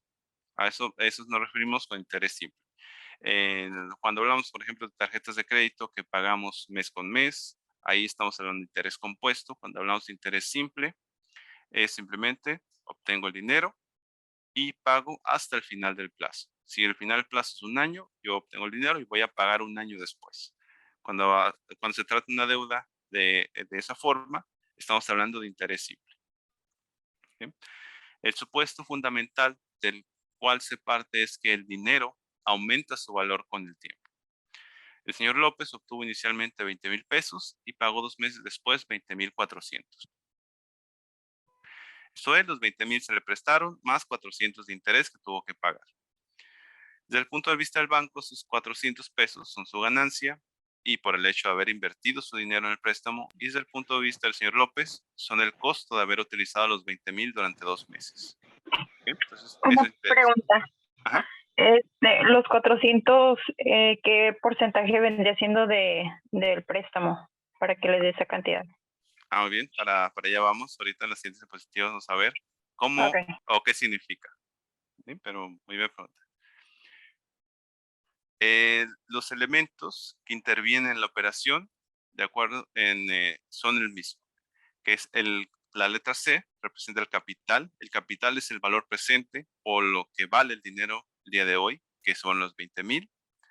La T es el tiempo o el plazo, en este caso fue 2 meses. La I mayúscula representa el interés simple, que fueron 400 pesos. La M representa el monto o el valor futuro, que es el capital más los intereses, que fueron 20,400. Y la I minúscula representa la tasa de interés. La tasa de interés se puede determinar con la fórmula de la tasa de interés igual al interés simple entre el capital, ¿okay? Para ver la proporción que representa ese interés generado entre el capital.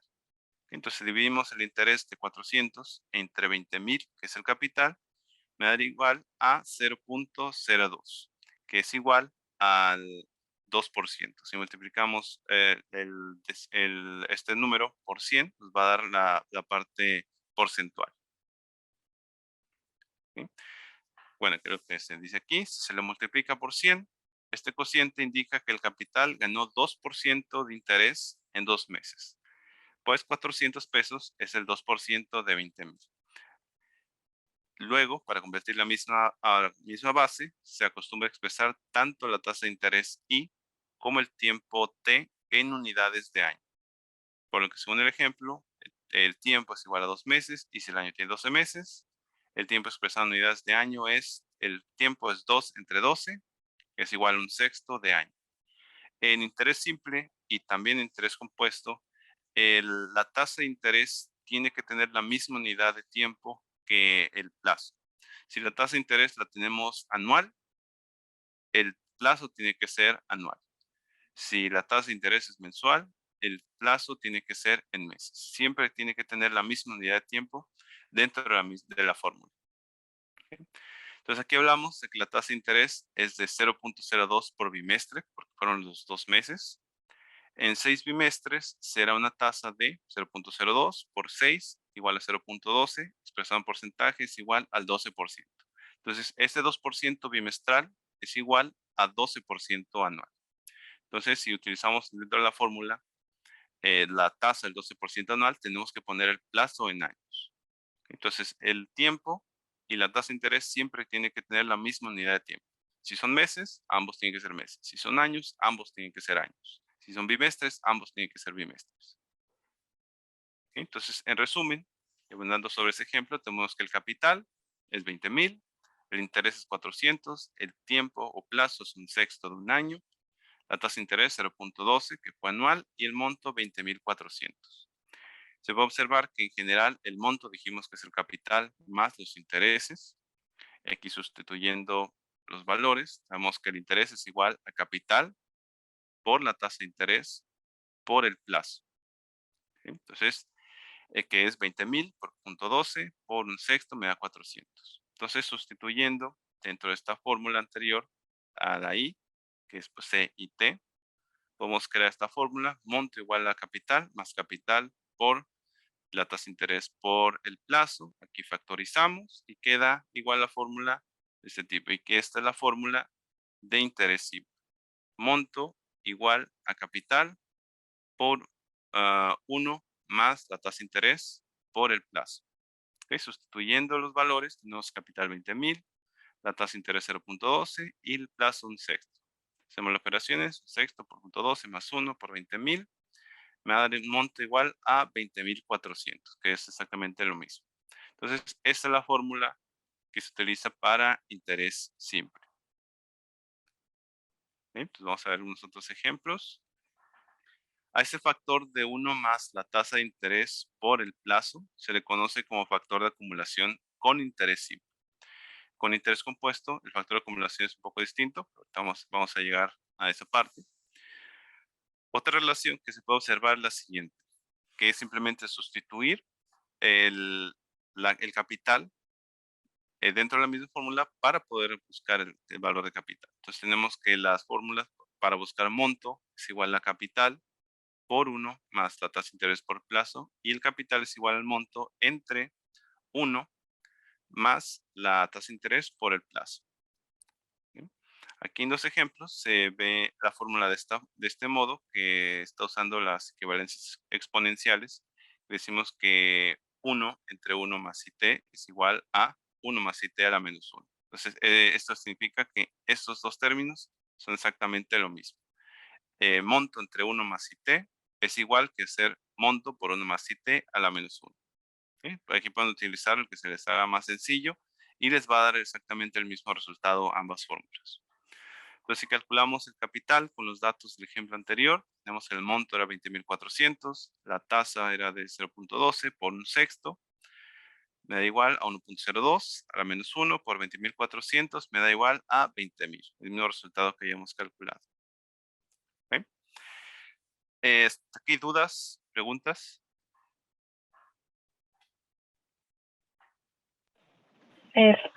Yo digo que es cuando se desmenuza así en fórmulas se vuelve así como que medio enredoso.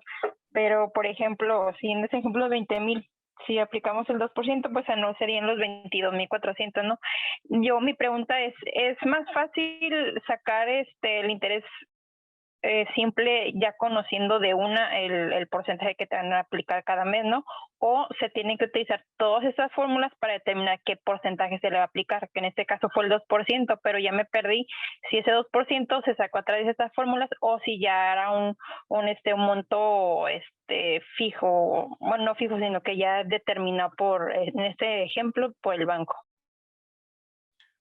Bueno, este ejemplo a lo mejor está como muy sencillo para ello. En los problemas de interés simple, interés compuesto o en la práctica, necesitamos al menos 3 de las variables, conocer al menos 3 de las variables para poder determinar una. No significa que todos los problemas, a lo mejor un problema va a pedir capital o quiero saber cuál es el capital, a lo mejor voy a buscar cuál es el monto, a lo mejor voy a buscar cuál es el interés, cuál es el plazo.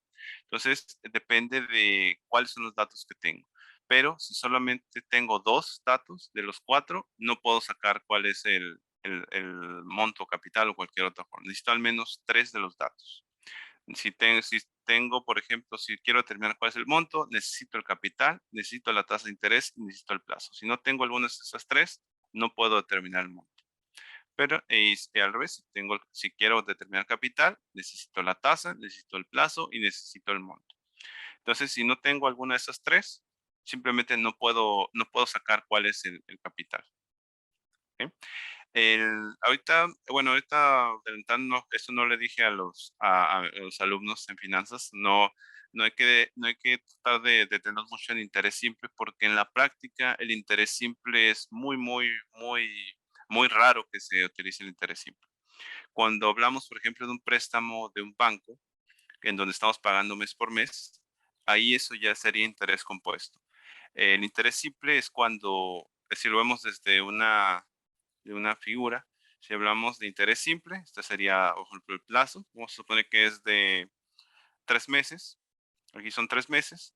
Aquí está la deuda, que es el capital, y el monto al final, que es lo que vamos a pagar. El interés simple es solo pasar este capital hasta el final del plazo, ¿ok? Aplicando cierta tasa de interés. ¿Ok? Entonces solamente genera el interés por ese plazo. Cuando hablamos de interés compuesto de esos mismos 3 meses, que es un poco diferente, igual monto, capital, estos son los 3 meses. Aquí lo que estamos haciendo es que el capital primero se traslada acá, genera intereses, se suman al capital, luego volvemos a pasar al siguiente plazo, genera más intereses, es decir, genera intereses sobre los intereses también, y luego vamos al final, y aquí se generan intereses sobre los intereses de los intereses. Entonces, el interés compuesto se paga más porque aquí los intereses están generando más intereses. Y interés simple solamente es una sola vez. Entonces, si ustedes tienen la opción de pedir un préstamo y uno es de interés compuesto y uno es de interés simple, pues sin pensar ni 2 segundos, interés simple, porque ahí van a pagar menos. Ahorita vamos a ver un poquito más a detalle el de interés compuesto. El interés simple vamos a ver, digamos, rápidamente, pero es la base para comprender interés compuesto. Pero definitivamente si tienen la opción de tener interés simple, esa sería la mejor opción. Pero como les dije, es muy, muy raro poder encontrar a lo mejor productos financieros que utilicen interés simple. Casi todos son interés compuesto, como las tarjetas de crédito en los bancos, como los préstamos en los mismos bancos. Entonces, depende mucho de ello. ¿Ok?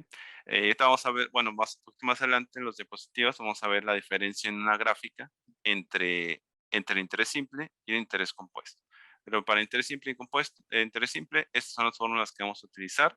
Necesitamos saber el valor de al menos 3 de las variables para poder determinar el cuarto, e igual interés compuesto. Entonces, si quiero determinar un capital, pero solo tengo el plazo y no tengo la tasa de interés, pues simplemente no puedo. Necesito al menos esos 3 datos. Ok. Sí, para mí el interés compuesto yo lo identifico como una bolita de nieve porque va creciendo y creciendo, porque es el capital más el interés más los dos juntos más el otro interés, como una bolita de nieve. Y entonces también para el otro interés compuesto igual se necesitan las tres, identificar las tres variables, ¿no? Bueno, ahorita ya nos va a mostrar. Así es, en interés compuesto igual necesitamos saber al menos 3 de las variables para poder determinar la cuarta.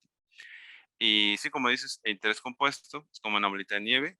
El capital original aquí se va hasta el primer mes, considerando que son 3 meses, genera intereses y esos intereses se suman al capital.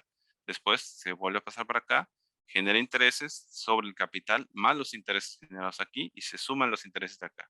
Entonces aquí el tercer mes ya son los intereses de los intereses de los intereses más el capital original. Entonces ya se van sumando y se va haciendo cada vez más grande.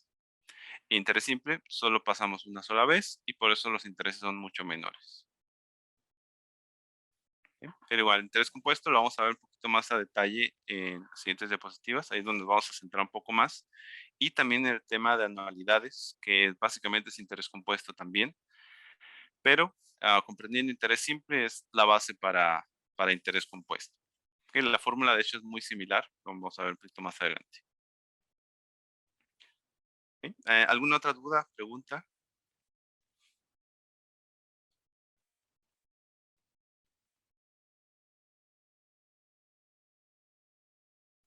Bien.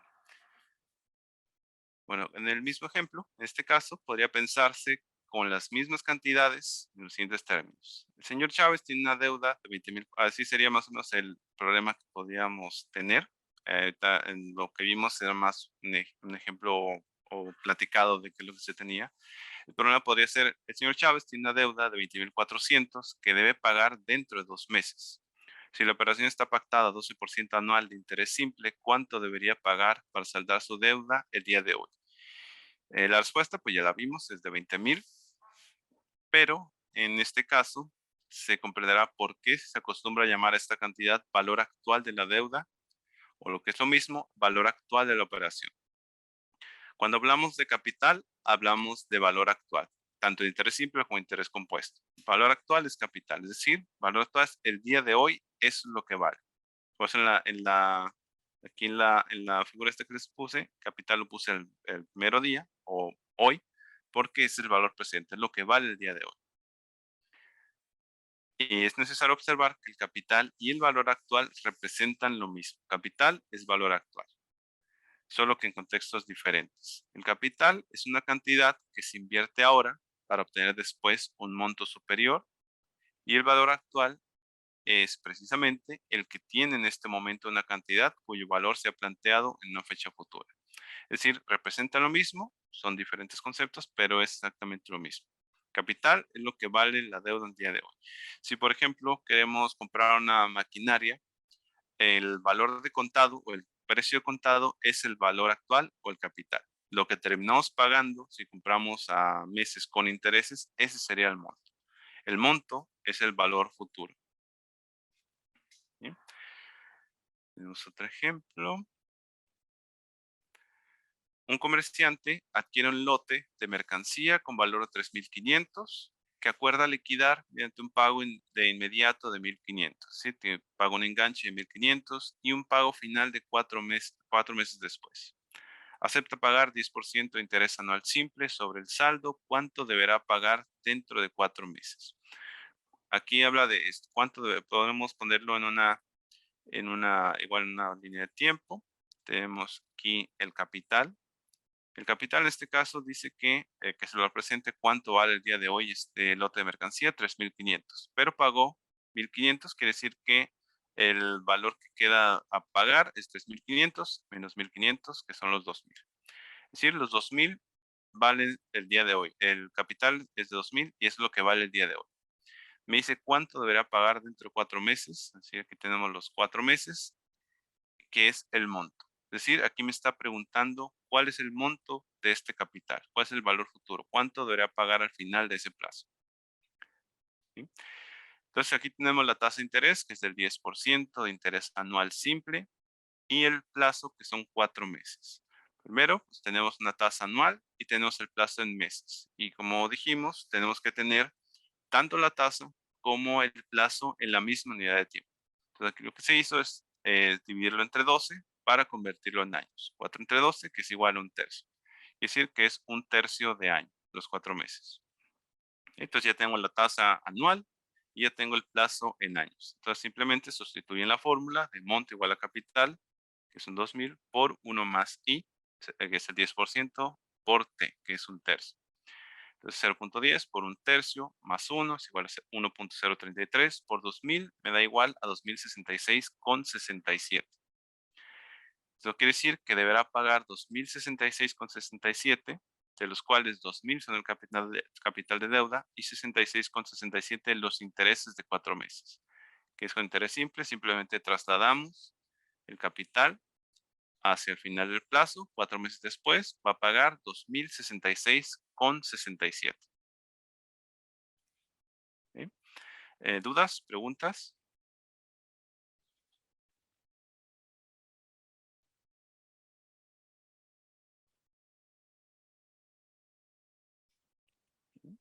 Tenemos otro ejemplo. Una persona deposita 150,000 en un fondo de inversiones bursátiles. Bueno, es otra de las funciones de las finanzas. Creo que la presentación de ayer les comenté que apliqué examen el lunes y luego un alumno de la nada me dijo, ¿y para qué me sirve saber todo esto o qué? Y una de esas funciones es esto. Por ejemplo, si tenemos 150,000 de dinero en efectivo, con eso podemos hacer algún proyecto, a lo mejor un nuevo producto dentro de la misma empresa. Como les dije, cuando hablamos de un proyecto, no significa de un proyecto de una empresa, puede ser el proyecto de un producto nuevo, un proceso nuevo, compra de maquinaria nueva, no necesariamente de la empresa, toda la empresa.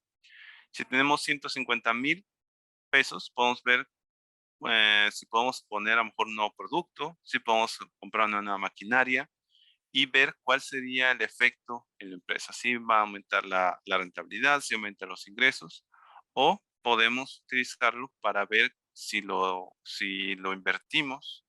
A lo mejor un fondo de inversión es algo seguro, pues les comenté ayer como los certificados de tesorería, los CETES, que generan a lo mejor un 4%, pero que es seguro. Podemos utilizar las finanzas para comparar eso. ¿Me conviene más comprar una nueva maquinaria que invertirlo en un fondo de inversiones, en certificados de tesorería, que me garantiza que me va a devolver un cierto porcentaje? Es decir, voy a comparar cuál es la que me puede generar mayores utilidades. Por supuesto, invertirlo en CETES, por ejemplo, pues es seguro que voy a generar dividendos, pero en la maquinaria a lo mejor no es tan seguro, pero puedo hacer un proyecto para ver qué tanto me puede generar. Entonces, es una de las finanzas, bueno, es una de las funciones de las finanzas, el ver qué tanto riesgo puedo correr con una. Bueno, con la otra no se corre riesgo, simplemente lo tengo guardado, pero significa que si tengo esos 150,000, la maquinaria que compre o el nuevo producto que compre tiene que generarme al menos ese 4% que me generaría esa inversión segura. Si me genera menos de esa nueva maquinaria, significa que ganaría más dinero simplemente invirtiéndolo, teniendo guardado, que trabaje solo y no hacer nada, simplemente esperar los dividendos, que invertir en esa maquinaria. Pero el objetivo de las finanzas es tratar de que no se quede nomás ahí guardado. Si lo tenemos guardado ahí bajo el colchón, pues es dinero que no se está trabajando, que no está generando nada. Como dijimos, el valor del dinero en el tiempo cambia. Entonces, esos 150,000 que vale hoy, en un año, quizás esto valga menos que lo que podía comprar al día de hoy. Entonces, esa es una de las funciones de las finanzas, el ver cómo puedo trabajar ese dinero y que no se quede nomás ahí guardado. Entonces, el ejemplo dice que una persona deposita 150,000 en un fondo de inversiones bursátiles que garantiza un rendimiento de 0.8% mensual. Si retira su depósito 24 días después, ¿cuánto dinero va a recibir? Es decir, si quiero saber cuánto va a recibir al final del plazo, quiere decir que estoy buscando monto. Aquí la persona depositó, es decir, el día de hoy, quiere decir que esto es el capital. La tasa la tengo aquí y el plazo es de 24 días. Ok, entonces tengo un capital de 150,000, una tasa de 0.8% mensual. El plazo, que está en días, hay que pasarlo a meses, se divide entre 30, vamos por continuar en meses, no es tan exacto, pero pues nomás para este ejercicio. A lo mejor el mes que estaba trabajando aquí era de 30 días.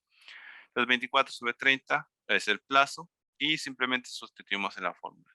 Monto igual a capital, que es 150,000 por 1 más I, que es el 0.008 por 4 quintos, que es lo mismo que es 24 sobre 30, nos da igual a 150,960.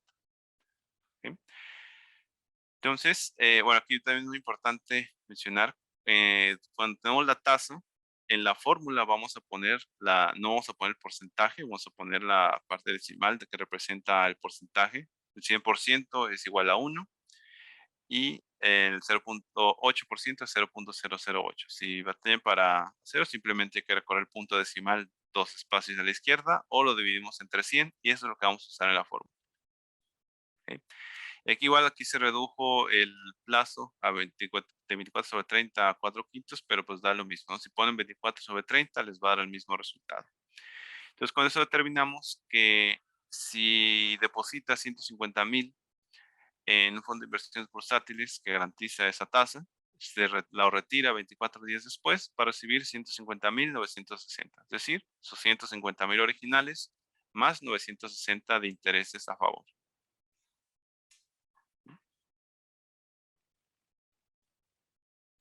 ¿Okay? Entonces, todos esos eran ejemplos de valor futuro o monto, donde buscamos cuánto va a valer una deuda, una inversión al final de un plazo.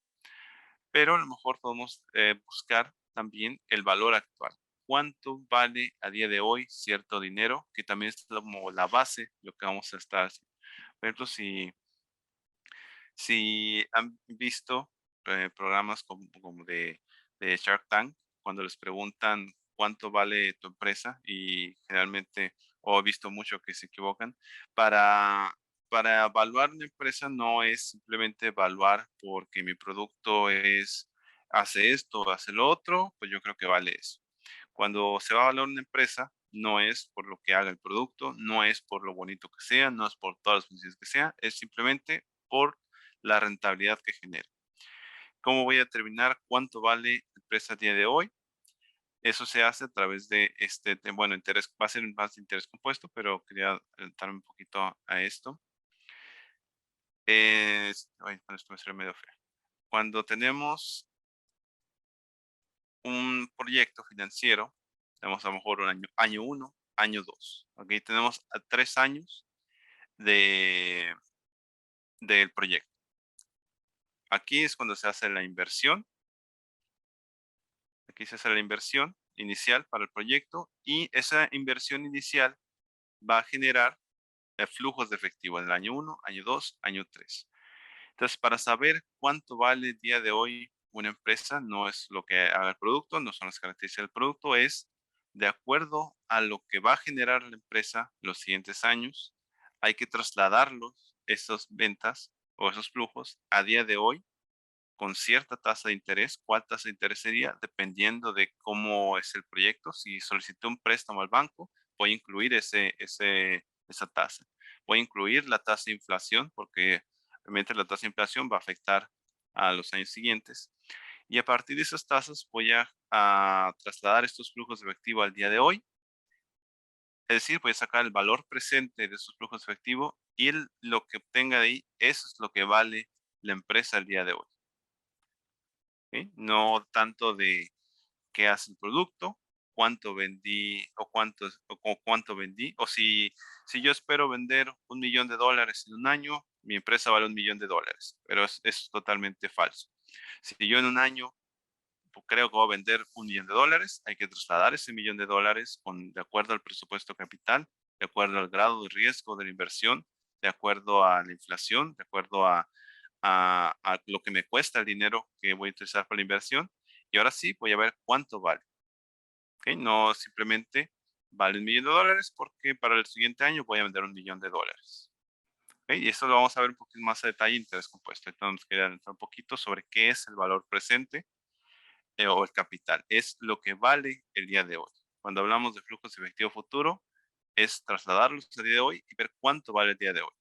En un año, sí, la empresa va a valer a lo mejor $1.000.000, pero el día de hoy no vale $1.000.000. Bien.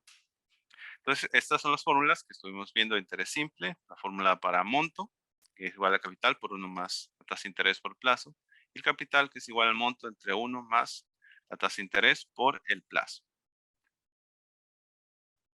¿Sí? Tenemos un ejemplo cuando estamos buscando el valor presente. Dice que una persona participa en una tanda y le toca cobrar el 18º mes, es decir, 18 meses después. Si dentro de 18 meses recibirá 30,000, es decir, que al final de esos 18 meses va a recibir 30,000, ¿cuál es el valor actual de la tanda con un interés simple de 20% anual? ¿Okay? Entonces tenemos que aquí va a recibir esta persona 30,000 al final, es decir, aquí va a recibir 30,000. Entonces lo que no conocemos es cuál es el valor actual de su tanda, es decir, cuánto vale el día de hoy su tanda 18 meses antes, considerando una tasa de interés simple del 20% anual. Okay, entonces tenemos el valor del monto, que es de 30,000, tenemos el plazo, que son 18 meses, y tenemos la tasa de interés, que es el 20% anual. Okay, el 30,000 es el monto, pues se trata de la cantidad que va a disponer en una fecha futura. Al final de la tanda va a recibir 30,000, entonces ese es el monto. Tenemos tasa anual, hay que convertir el plazo en años, son 18 meses, lo dividimos entre 12 para sacar los años, que es igual a 1.5 años, y ya simplemente sustituimos en la fórmula. Monto es 30,000, la tasa es 0.2 y el plazo es 1.5. Resolvemos la ecuación y nos da al final el capital 23,076,92. En este caso, 23,076,92 es el valor actual de los 30,000, realizables dentro de 18 meses con 20% anual de interés simple. Es decir, que si tuviera que recibir el dinero el día de hoy, en lugar de recibir esos 30,000, recibiría 23,076 por esa tasa de interés. ¿Okay? ¿Dudas? ¿Preguntas?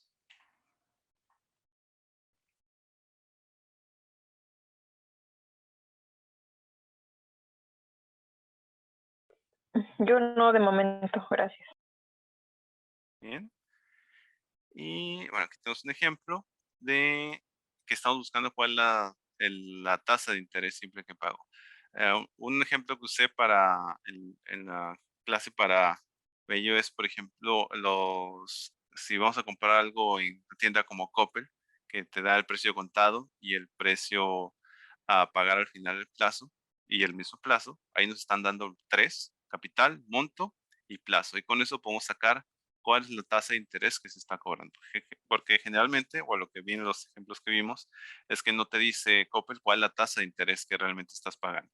Pero con las fórmulas, bueno, no hay interés simple porque es más interés compuesto, pero aplica prácticamente lo mismo. En interés compuesto vamos a tener exactamente las mismas variables, pero va con lo que les mencioné. Si tengo 3 de esas variables, puedo sacar la cuarta. Como en el Coppel tengo el monto, tengo el capital y tengo el plazo, puedo sacar cuál es la tasa de interés que me está cobrando realmente. Y ahí puedo, por ejemplo, compararlo con la tasa de interés de mi tarjeta de crédito y ver cuál me conviene más, si pago o a crédito con Coppel o si mejor pago con mi tarjeta de crédito. ¿Sí? Aquí tenemos un ejemplo de tipo de tasas de interés. Una persona compra un reproductor de discos compactos que cuesta 1,500, paga un enganche de 800, es decir, que el capital va a ser 1,500 menos 800.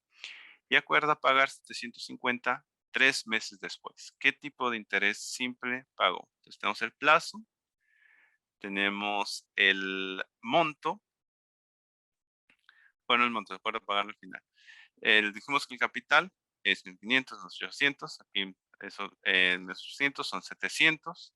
El plazo lo vamos a poner en años. Y aquí se puso en años, no porque la tasa de interés lo pida, porque en realidad no tengo la tasa de interés. Aquí simplemente voy a ponerlo porque quiero la tasa de interés anual. Si estoy buscando una tasa de interés y el plazo lo tengo en meses, me va a salir la tasa de interés mensual. Si el plazo lo tengo en años, me va a salir la tasa de interés anual. ¿Ok? Entonces, el interés es igual a 750 menos 700, que es la fórmula que vimos de aquí. Interés siempre igual a capital por la tasa de interés por el plazo. Sustituyendo en esa fórmula, lo podemos obtener. La de interés es 50, capital 700 y 0.25 es el plazo. Está multiplicando, pasan dividiendo y al final me da igual a 0.2857, que es el 28.57% anual. ¿Sí? En interés compuesto, también podemos buscar cuál es la tasa de interés, pero no utilizamos esta fórmula. Esta es únicamente para interés simple. ¿Sí? Y dos, otro ejemplo. Una persona compró un automóvil el 1 de enero de 195,000 y lo vendió 17 meses después en 256,000. ¿Qué tasa de interés simple anual le rindió su inversión? ¿Sí? Entonces pagó 195,000, que es el capital, y lo vendió después a 256,000. Es decir, lo vendió más caro de lo que le costó. Es decir, tuvo un rendimiento, lo vendió 17 meses después. Entonces tenemos capital, 195,000, que es lo que o lo que valía el día que lo compró. El monto, que fue 256,000, cuánto lo vendió al final de esos 17 meses. El plazo, que es 17 meses. Lo dividimos entre 12 para convertirlos en años y que la tasa nos salga en anual. Entonces con eso ya sustituimos en la fórmula de interés simple, que es monto igual a capital por 1 más la tasa de interés por el plazo. Estamos buscando la tasa de interés. 195,000 está multiplicando, pasa dividiendo. El 1 aquí está sumando, lo pasa restando. Y simplemente pues resolvemos la ecuación. Aquí al final, 17 sobre 12 está multiplicando, pasa dividiendo. Y al final nos da una tasa de el 0.2208. Esta fue la tasa anual simple. Si se hubiera preguntado el tipo de interés, la respuesta hubiera sido convirtiendo simplemente a porcentaje, que es el 22.08% de interés anual simple. ¿Ok? Entonces, teniendo los otros tres datos, simplemente sustituyo y voy a obtener. Pero lo muy importante es, si el plazo lo pongo en años, la tasa la voy a obtener en años. Si el plazo lo pongo en meses, la tasa la voy a obtener mensual. ¿Sí? Y creo que ya por último, bueno, está por el tiempo. Bueno, creo que nos vamos a quedar aquí. Ya casi vamos a terminar esta parte de simple. Nos faltaban algunos ejemplos. Y ya vamos a continuar para mañana.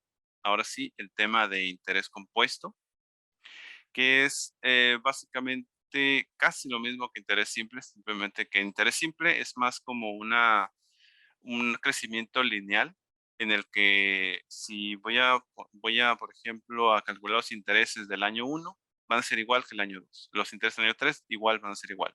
Los intereses van a ser igual cada año. Y interés compuesto, cada año los intereses van subiendo más y más y más, y esa es la única diferencia. Es un crecimiento, en interés compuesto es un crecimiento geométrico y en interés simple es un crecimiento lineal.